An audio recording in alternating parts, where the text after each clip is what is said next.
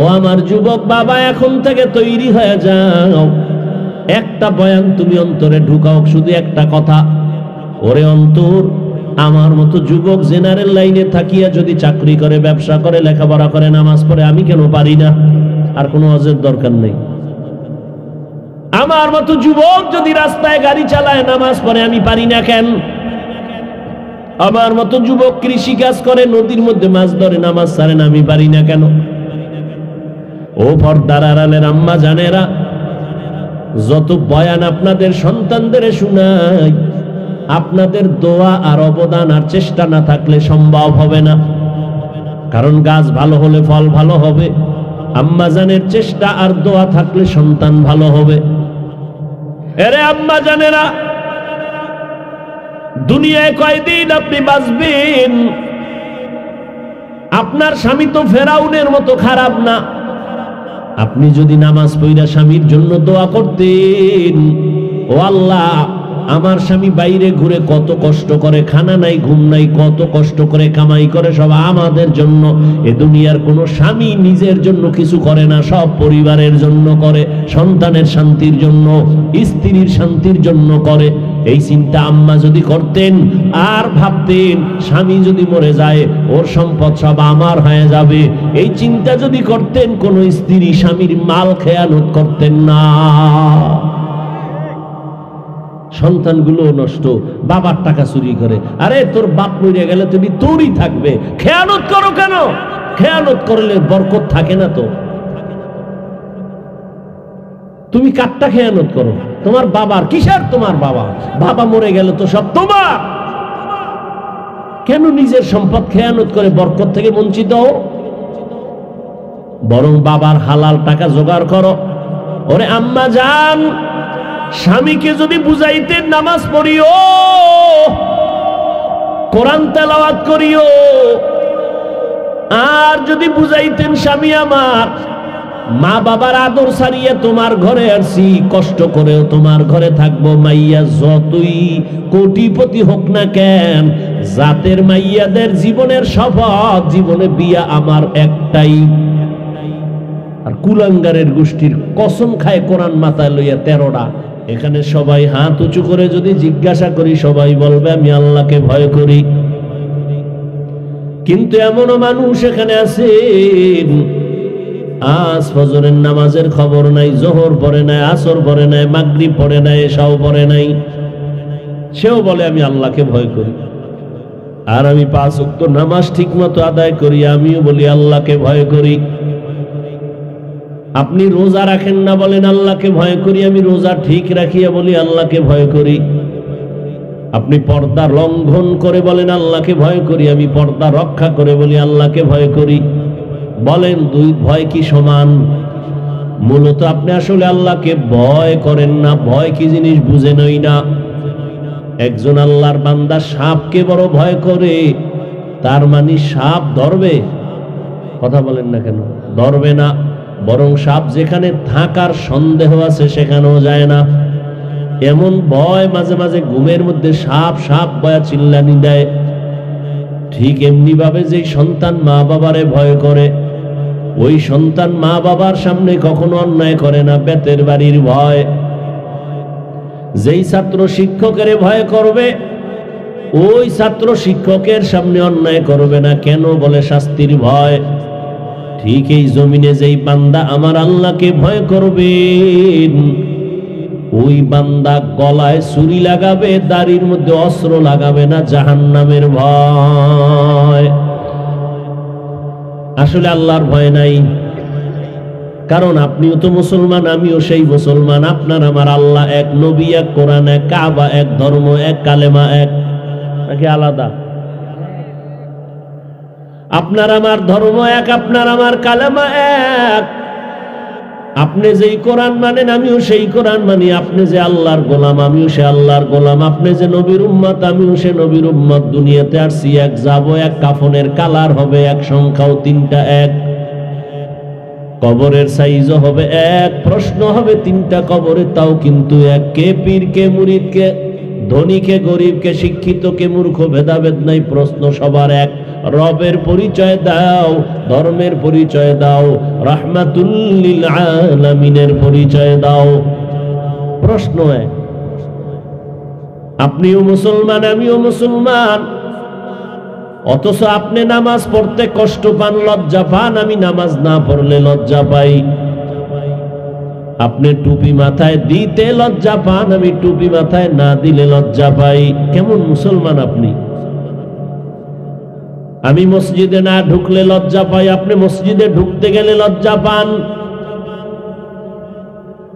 আমি পর্দা না করলে লজ্জা পাই, আপনি পর্দা করতে গেলে লজ্জা পান। বুঝি না আপনি কি ভুলে আছেন না আমি ভুলে আছি তাও জানি না। যদি আপনারা বলেন হাফিজ ভাই তুমি ভুলে আছো, দলিল দাও, আমি তওবা করে তোমার লাইনে প্যান্ট শার্ট লাগায়া চলি। আর যদি তোমার বিবেক নামের আদালত বলে হাফিজ ভাই তোমরাই ভালো লাইনে আছো, আমরা ভুলে আছি, পা দুটো আগায় দাও, আমি পায়ে হাত দিয়া বলি ওরে মানুষের শখ থাকে এইটার মধ্যে জানি কি মজা না। শখ তো মিটাইছো, আর কত? মনে মনে শখ ছিল পার্কে গেলে কি জানি মজা, ওই পার্কে তো কম যাও না, আর কতবার যাইলে তোর আশা মিটবে তারপরে তওবা করবি। আর আমি তো একবারও যাই নাই। তোর মতো শখ আমার মধ্যেও আছে, কারণ গুনাহের আকর্ষণ সবার ভেতরেই আছে। এ আমার কলিজার যুবক, নারীদের নাচ গান দেখলে কি জানি মজা। এই মজার লোভে গিয়া কত নাচ গান দেখছো, কত গানের আওয়াজ কানে নিছো, আর কতদিন গান শুনবি আর নাচ দেখার পরে তোর মনের আশা মিটবে তারপরে তওবা করবি। অথচ কিন্তু আমি একবার ওই লাইনে যাই নাই। ভুলে ভুলে দুই একটা অন্যায় হয়েই গেছে, বারবার এজন্য আল্লাহর কাছে তওবা করি, ক্ষমা চাই। জীবনে কত মাইয়ার চরিত্র নষ্ট করেছো রে যুবক, আর কত মাইয়ার চরিত্র নষ্ট করলে তোর মনের আশা মিটবে তারপরে তওবা করবি বল। জীবনে নেশা কম পান করো নাই, আর কত নেশা পান করলে তোর মনের আশা মিটবে তারপরে তওবা করবি। দাড়ি কাটলে জানি কি মজা, এই ভাইবা ভাইবা কতবার দাড়ি কাটছো, আর কতবার কাটার পরে বলো তোমার মনের আশা মিটবে তারপরে তওবা করে ফিরিবা বলো। নামাজ না পড়ার মধ্যে মজা, জীবনে কম নামাজ ছাড়ো নাই, আর কতদিন নামাজ বাদ দিয়া তোমার আশা মিটাইয়া তারপরে তওবা করবা বলো। এবং এটাও বলো তোমার হায়াতের বাকি কত। এমন একটা দিন নাই যুবকের লাশের খবর নাই। করোনায় কত প্রাণ চলে গেল, ছাত্র জনতার আন্দোলনে কত তাজা তাজা যুবক চলে গেল।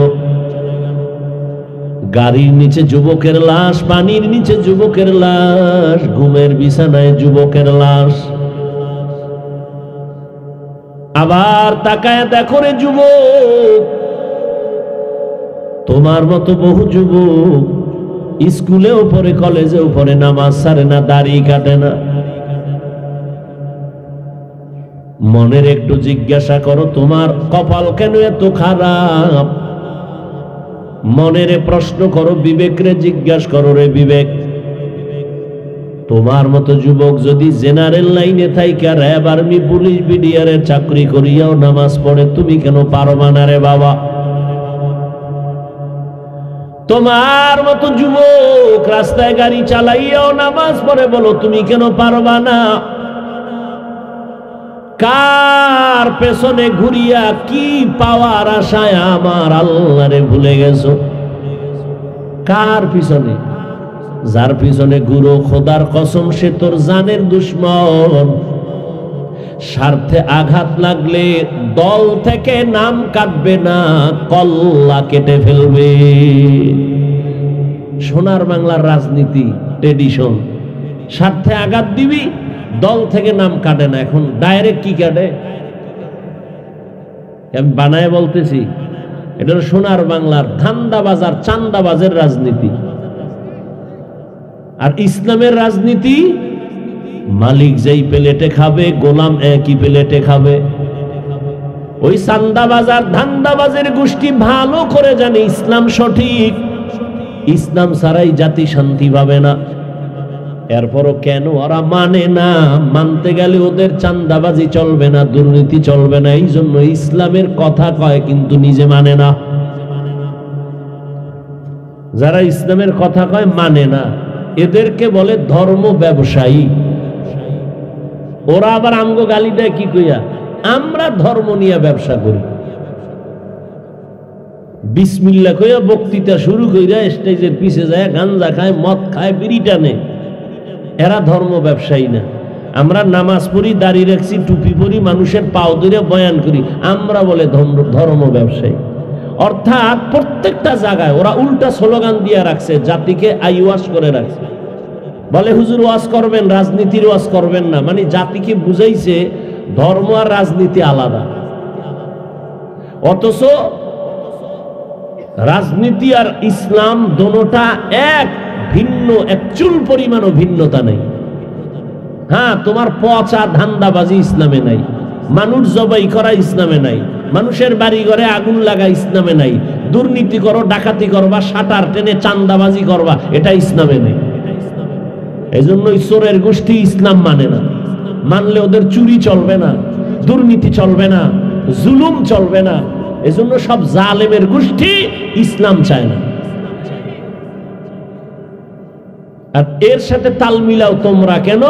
নগদ 500 টাকার একটা নোট, 1000 টাকার একটা নোট, পরিণাম ফলে কি স্বার্থে আঘাত দিবা?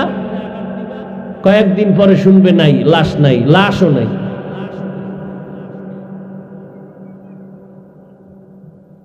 আল্লাহ হেদায়াতের দৌলত সবাইকে দান করে। আমরা ইসলাম থেকে অনেক দূরে সরে গেছি, বুঝারও চেষ্টা করি না। কেউ বুঝাইতে চাইলে উল্টা তার উপরে আমরা রাগ করি। যুবক বাবারা, তোমাদেরকে আল্লাহ কি পরিমাণ পাওয়ার দিছে নমুনা দেখছো? তোমাদের পাওয়ার নাই কি? যুবকদের পাওয়ার কত? তবে এই পাওয়ারটা চূড়ান্ত সফলতার জন্য উলামায়ে কেরামের দোয়া ছাড়া সম্ভব না। এজন্য ছাত্র জনতার বৈষম্য বিরোধী আন্দোলনে সফলতার চাঁদ উঠছে তখন, উলামায়ে কেরাম মাঠে আসছে যখন। কিন্তু তুমি সেই উলামায়ে কেরামকে চোখের কাটা বানাইছো। তুমি বানাও নাই, তুমি যাদের পেছনে ঘুরো এরা তোমার ব্রেনকে ওয়াশ করে দিছে যে খবরদার আলেমের কাছে যাবি না। অথচ ওলামায়ে কেরাম ছাড়াই দুনিয়ায় তোমার আপন কোনো বন্ধু নাই, সব চান্দাবাজ আর ধান্দাবাজ।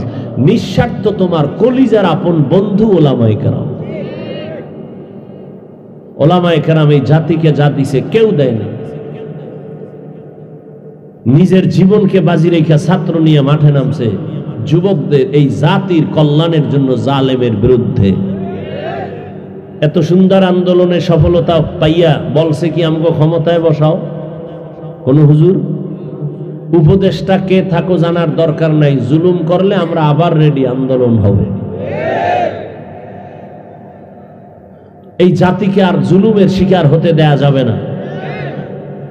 চান্দাবাজ আর ধান্দাবাজিদের আর সুযোগ দেয়া হবে না। সব বেয়াদবের চামড়া তুলে ফেলা হবে।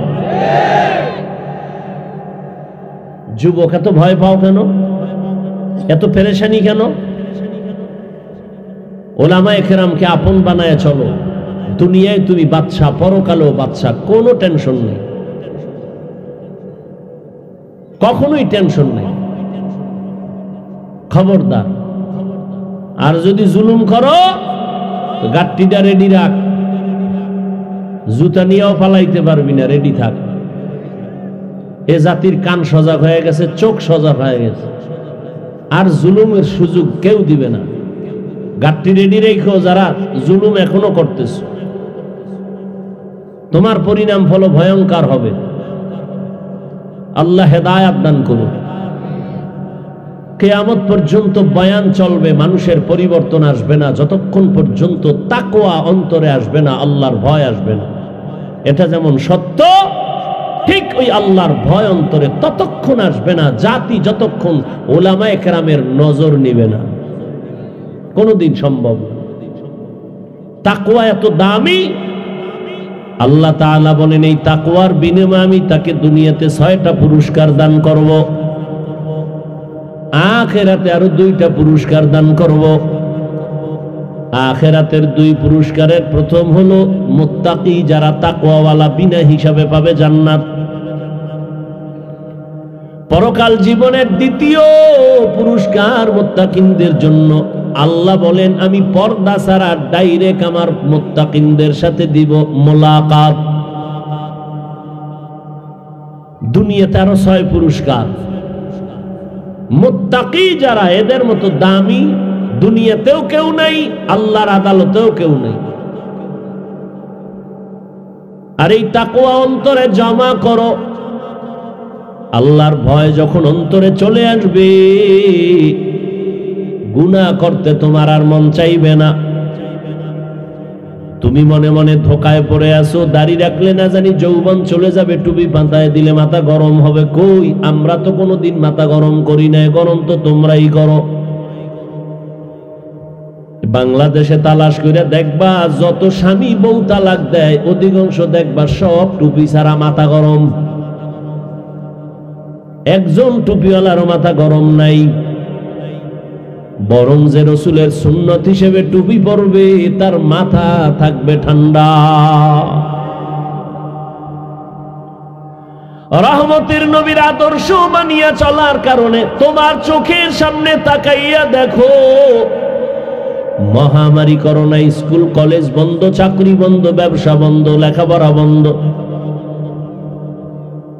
দুনিয়ার সব কিছু বন্ধ হয়ে গেছে। কিন্তু উলামায়ে কেরামের মিশন, একটা কোরআনের মাদ্রাসাও বন্ধ হয় নাই। না খাইয়াও কোনো হুজুর মরে নাই। ও আল্লাহর বান্দারা, দুনিয়া দুনিয়া করিয়া যারা আল্লাহকে ভুলে গেছো, দুনিয়া দুনিয়া করার পেছনে 2টা উদ্দেশ্য থাকে। 1 নাম্বার, দুনিয়াতে সম্মানের চেয়ার পাইবে আর শান্তির জীবনে ঘুমাবে। কিন্তু আমি হিসাব করে দেখলাম, যারা দুনিয়া দুনিয়া দুনিয়া করে জিকির করিয়া আল্লাহ নবী সারিয়া আলেম ওলামা থেকে দূরে, এরা সম্মানেও নাই, শান্তিতেও নাই, একটাও সম্মানে নেই। ওই সম্মান দিয়ে লাভ কি বাবা? যে একবার ফুলের মালা, ফাইনালে জুতার মালা, এই সম্মানের দাম আছে? টাকা দিয়া সম্মান কিনলে তো এমনই হবে। টাকা দিয়া সম্মান কিনলে প্রথম ফুলের মালা, ফাইনাল কি মালা? আর আল্লাহ যদি সম্মান দান করেন, ওই সম্মান যদি ধরিয়া রাখো, দুনিয়াতেও তুমি বাদশাহ, পরকালেও তুমি বাদশাহ। চেয়ারম্যানের চেয়ারের মেয়াদ শেষ, এমপির মেয়াদ শেষ, মন্ত্রীর চেয়ারের মেয়াদ শেষ, অনেক এসপি, অনেকে ওসি, অনেক ডিসির চেয়ারের মেয়াদ শেষ। কিন্তু আল্লাহর সম্মান পানেওয়ালা কোরআনওয়ালারা যে চেয়ারে বসে, কোনো মেয়াদই নেই। শেষ কিসের? এরে নবীরা আসে, আল্লাহর দেয়া সম্মান কই? তুমি দুনিয়া দুনিয়া দুনিয়া কইরা সম্মানেও নাই, তুমি শান্তিতেও নাই, বরং প্যারার উপরে প্যারা, পেরেশানি আর পেরেশানি। ছেলে নিয়ে পেরেশানি, মেয়ে নিয়ে পেরেশানি, বউ নিয়ে পেরেশানি, দোকান নিয়ে পেরেশানি, ব্যবসা নিয়ে পেরেশানি, চাকরি নিয়ে পেরেশানি, শেষ পেরেশানি হামলার ভয়, মামলার ভয়। আর আমাকে কোনো পেরেশানি আছে? জেহেনে রাইত হেনে কাইত। ইমামতি থাকলেও আলহামদুলিল্লাহ, না থাকলেও আলহামদুলিল্লাহ, বয়ান চললেও আলহামদুলিল্লাহ, বয়ান না চললেও আলহামদুলিল্লাহ। করোনার সময় তো ঘরে বয়া রয়েছি, কই কোনো হুজুর তো না খাইয়া মরে নাই, কোন ইমাম তো না খাইয়া মরে নাই, সম্মানও কমে নাই। চোখের সামনে দেখতেছো, এরপরেও কেন নবীর আদর্শের মালা গলায় লাগাও না? আমি কিন্তু একবারও বলি নাই, বলবো না যে তুমি হুজুর হও, দাড়ি রাইখা টুপি লাগায়া এরপরে তসবিহ হাতে টানো, একবারও বলি নাই, বলবো না। ভয় নাই। ইসলাম অনেক সহজ, তুমি কঠিন বানাইছো কেন? তুমি চাকরি করো আলহামদুলিল্লাহ, ব্যবসা করবা আলহামদুলিল্লাহ, ডাক্তারি পড়বা বাধা নাই, ইঞ্জিনিয়ারিং পড়ো বাধা নাই, তুমি প্রফেসর হও বাধা নাই, ওখানে থাইকা মদিনার আদর্শের মালা গলায় লাগাও, ডাক্তারি পড়িয়াও তোমার জান্নাত রেডি। তুমি এত ভয় পাও কেন? তুমি ডাক্তার হও, ডাকাত হইও না, গোটা দুনিয়াটাকে আলোকিত করো। তোমার মতো যুবকরাই তো দুনিয়াটাকে আলোকিত করেছে। কিন্তু বেঈমানের গোষ্ঠীরা কত বড় ষড়যন্ত্র করে মোবাইল হাতে দিয়া চরিত্র ধ্বংস করার জন্য। মুসলমানের হাতে হাতে মোবাইল, আবার কিছু বাপমা নামের কলঙ্ক আছে, বাচ্চার হাতে মোবাইল দিয়ে দিস, মানে ছুরি দিয়া গলা কাটাটা ওটা ছিল ডাইরেক্ট, মোবাইল দিয়া জীবন নষ্ট করে না ইনডাইরেক্ট। কেমন মা বাবা, কেমন অসতর্ক মা বাবা। আল্লাহ হেদায়াত দান করুন। এরে আমার কলিজার যুবক, ঢাকা বিশ্ববিদ্যালয়ে যাও, জাহাঙ্গীরনগরে যাও, গিয়া দেখো কলেজে লেখাপড়া করে, পাগড়ি মাথায়, বড় জামা, বড় দাড়ি, পেছন দিক দিয়ে তাকাইলে মনে করবা মসজিদের কোনো খতিব, অথচ সে আরবিও ভালো জানে না। এই যুবক বাবা, কই পড়ো? কয় ঢাকা কলেজে পড়ি, জাহাঙ্গীরনগরে পড়ি। থাকো কই? সলিমুল্লাহ হলে থাকি ঢাকার।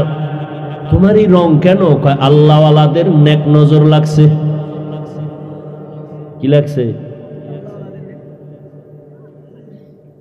এরে যুবক, তুমি জেনারেল লাইনে পড়ি একটা ডিসি হও, জেনারেল লাইনে লেখাপড়া করে তুমি এসপি হও, ওসি হও, ডাক্তার হও, ইঞ্জিনিয়ার হও, প্রফেসর হও, ব্যবসায়ী হও, চাকরিজীবী হও, তবে ছোট একটা দাবি, বেয়াদব হইবা না।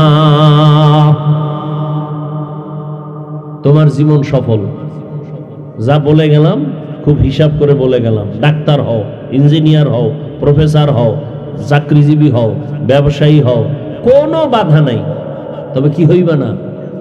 বেয়াদব। মা বাবার সাথে বেয়াদবি করলে তোর জীবন মরার আগে শেষ। শিক্ষকের সাথে বেয়াদবি করবা না।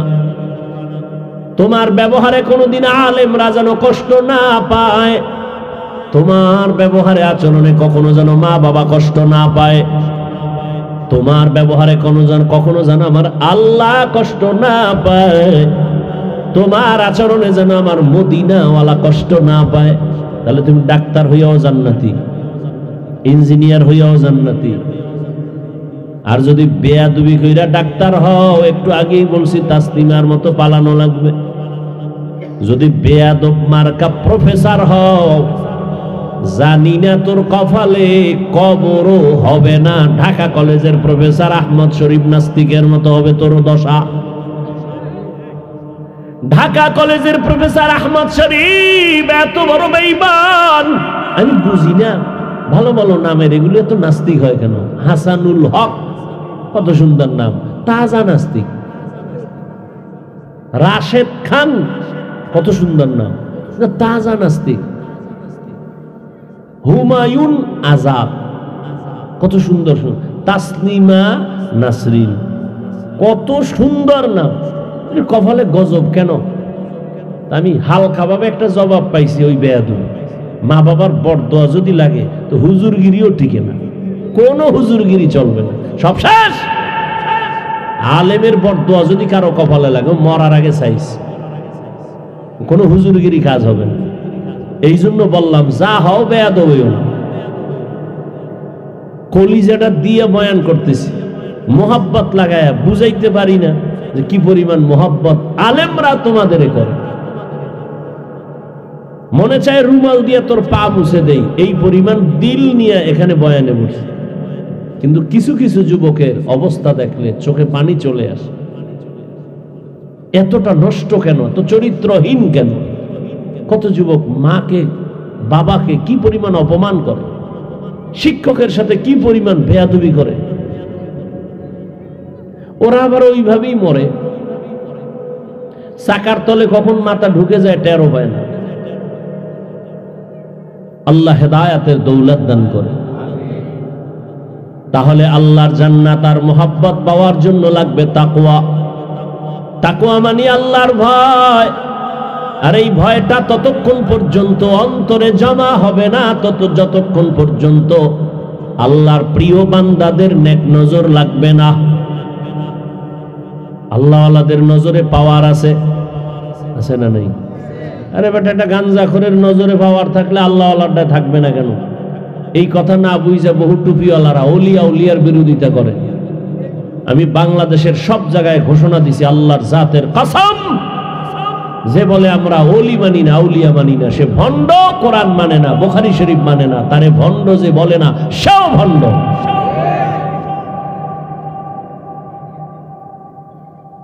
আল্লাহওয়ালাদের নজরে পাওয়ার দেখবেন। একটা গাঞ্জাখোর দুধের বাচ্চার দিকে বদনজর লাগাইছে, তো বাচ্চা অসুস্থ হয়ে গেছে, খায়ও না, রুচি নাই, শুকায় যায়। ডাক্তার দেখেন তো কোনো রোগ নাই, যাও। এবার মুরব্বীর কাছে গেছে, হুজুর কি ব্যাপার বুঝি না। মুরব্বীরা কয় বদনজর লাগছে, মুখ দোষ লাগছে। শেষ, বাচ্চার অবস্থা খারাপ। নজর বড় খারাপ জিনিস। মাঝে মাঝে দেখবেন আপনাদের এলাকায় কদু গাছে জুতা টানায়নি কেন? জুতা বরকতের জিনিস, নমরুদের গালে লাগছে, এটার বরকতে কদুগুলো অনেক বড় হবে। কি আপনাদের ধারণা কি জুতা টানায় কেন? বলেন না কেন? বদনজর। কার বদনজর? পীর সাহেবের, হুজুরের, না গাঞ্জাখোর? তাহলে একটা গাঞ্জাখোর বেআমল বেনামাজি যদি একটা নজর দিলে একটা বাচ্চার উপরে রিয়াকশন পাওয়ার শুরু হয়, একটা গাছ পর্যন্ত মরে যায় বদনজরে, তাহলে আল্লাহওয়ালার নজরে পাওয়ার থাকবে না? আউলিয়ারা কারে উকবা ইখতিয়ার, জাহেলারা কারে দুনিয়া ইখতিয়ার। মাইলে মোমেন সোয়ে মোমেন মিশাওয়াত, মাইলে কাফের সোয়ে কাফের মিশাওয়াত। কত সহজভাবে বুঝাইতেছি। তুমি স্কুলে পড়ো, কলেজে পড়ো, চাকরি করো, পড়ো মানি আমি তোমাকে বাধ্যকতামূলক বলতেছি স্কুল ছাড়বি না। এই যুবক, কলেজের লেখাপড়া ছাড়বি না, বাধ্যতামূলক বলতেছি আমি, বাই ফোর্স অর্ডার। জীবনেও কলেজ ছাড়বি না। আমার দেশে হুজুরের অভাব নাই, আদর্শমান ডাক্তারের অভাব, আদর্শমান ইঞ্জিনিয়ারের অভাব, আদর্শমান ডিসিএসপির অভাব। আজকে আমার ডিসিএসপি আদর্শমান নামাজি হলে আমাকে হুজুরকে তো চিনলাম লাগবো না, দেশ ইসলামের পতাকায় চলে আসবে ইনশাআল্লাহ। তাহলে তোরা কলেজ ছাড়বি কেন? কোন ভূতে পাইছে তোদের? কিন্তু আকাম করিস না, সারা রাত মোবাইলে আকাম করিস না, মা বাবার বরদোয়া নিস না, শিক্ষকের বরদোয়া নিস না, আলেমের দোয়া নিয়ে চল। তুই ডাক্তার হইয়া শুধু বাংলাদেশ কেন, সারা দুনিয়ায় তোর সুনাম অর্জন হবে, আল্লাহ করবে। তোর এত টেনশন কেন? আমি হাফিজুর রহমান রে কোন সোরে চিনত, সেই বঙ্গোপসাগরে ছিলাম, মনে আছে সব। না খাইয়া রাস্তার পাশে পড়ে রয়েছে, আব্বাই মাদ্রাসায় পাঠাইছে, হাইটা যাইয়া ক্ষুধায় পড়ে রয়েছে, শুয়ে রয়েছে। একজনে আমারে ভ্যানে করে, আমাদের দেশে ভ্যান ছিল, ভ্যানে করে আইনা এরপরে বাড়ি দিয়ে গেছে। দুনিয়াতে আসার থেকে জীবনে ফুল প্যান্ট, হাফ প্যান্টও আমার বাবা পরায় না, পায়জামা আর লুঙ্গি পরে আসছে, আর এখনো সেই লুঙ্গি লয়ে আছে। আল্লাহ যারে সম্মান দেয়, যোগ্যতা দেখে না। তো তুমি ডাক্তার হইয়া তুমি সরাইলে কেন? তোমার সুনাম সারা দুনিয়ায় হবে, আল্লাহ সরাবে। তবে আদর্শ ঠিক রাখো, চরিত্র ঠিক রাখো, আর কিছু দরকার নেই। চরিত্রবান ডাক্তার হও, গোটা দুনিয়া তোমার পেছনে ঘুরবে। তুমি টাকার পিছনে ঘুরবা কেন? টাকা তোমাকে খুঁজবে, সম্মান তোমাকে খুঁজবে। সারা রাত আকাম করবি, তোরে জিগাইবে কে? তুই তো ঠাডা ফিরে মরার কথা, খালি মোহাম্মদের উম্মত হওয়ার কারণে আল্লাহ তোরে এখনো বাঁচায় রাখছে। মোহাম্মদের উম্মত যদি না হইতি, ঘুমের মধ্যে ঘুম থেকে উঠে দেখতি চেহারা বান্দর হয়ে গেছে, শুকর হয়ে গেছে, চিনলি না সেই নবীরে। ইয়া আইয়ুহাল্লাযীনা আমানুত্তাকুল্লাহা ওয়া কুনু মা'আস সাদিকিন। ও আমার যুবক বাবা, এখন থেকে তৈরি হয়ে যাও। একটা বয়ান তুমি অন্তরে ঢুকাও, শুধু একটা কথা, ওরে অন্তর, আমার মতো যুবক জেনারেল লাইনে থাকিয়া যদি চাকরি করে, ব্যবসা করে, লেখাপড়া করে, নামাজ পড়ে, আমি কেন পারি না? আর কোনো অজের দরকার নেই। আমার মতো যুবক যদি রাস্তায় গাড়ি চালায় নামাজ পড়ে আমি পারি না কেন? আমার মতো যুবক কৃষি কাজ করে, নদীর মধ্যে মাছ ধরে, নামাজ ছাড়ে না, আমি পারি না কেন? ও পর্দার আড়ালের আম্মা জানেরা, যত বয়ান আপনাদের সন্তানদের শোনাই, আপনাদের দোয়া আর অবদান আর চেষ্টা না থাকলে সম্ভব হবে না। কারণ গাছ ভালো হলে ফল ভালো হবে, আম্মা জানের চেষ্টা আর দোয়া থাকলে সন্তান ভালো হবে। আরে আম্মা জান, এই স্টেজে কয়েকটা ছেলের মাথায় পাগড়ি দিলাম, কোরআনের হাফেজ। আম্মা জান, আপনাদের এত দাম, এত মর্যাদা আল্লাহ দিছেন, নবী দিছেন, আপনারা কেন এত দুর্বল পয়েন্টে দাঁড়ানো আছেন? মনে কি চায় না একটা আদর্শ সন্তানের মা হইয়া কবরে যাবেন? আপনারা তো নবীদের মায়ের মতোই দামি মা, সাহাবায়ে কেরামদের মায়ের মতো দামি মা। আপনারা তো আয়েশা রাদিয়াল্লাহু আনহার মতো দামি, খাদিজা রাদিয়াল্লাহু আনহার মতো দামি নারী, ফাতেমা রাদিয়াল্লাহু তাআলা আনহার মতো দামি নারী, ইসমাঈল নবীর মা হাজরা আলাইহা সালামের মতো দামি নারী, ঈসা নবীর মা মারিয়াম আলাইহা সালামের মতো দামি নারী। আপনারা তো এই জমিনের বড় বেঈমান ফেরাউন, তার স্ত্রীর নাম জানেননি। এই আসিয়া এত বড় বেঈমানের ঘরে থাইকাও আমার আল্লাহর পেয়ারা হয়ে গেলেন।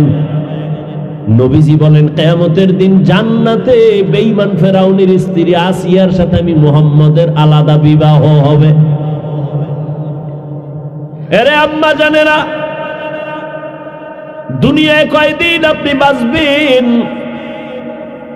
আপনার স্বামী তো ফেরাউনের মতো খারাপ না। আপনি যদি নামাজ পড়া স্বামীর জন্য দোয়া করতেন, ও আল্লাহ আমার স্বামী বাইরে ঘুরে কত কষ্ট করে, খানা নাই ঘুম নাই, কত কষ্ট করে কামাই করে, সব আমাদের জন্য।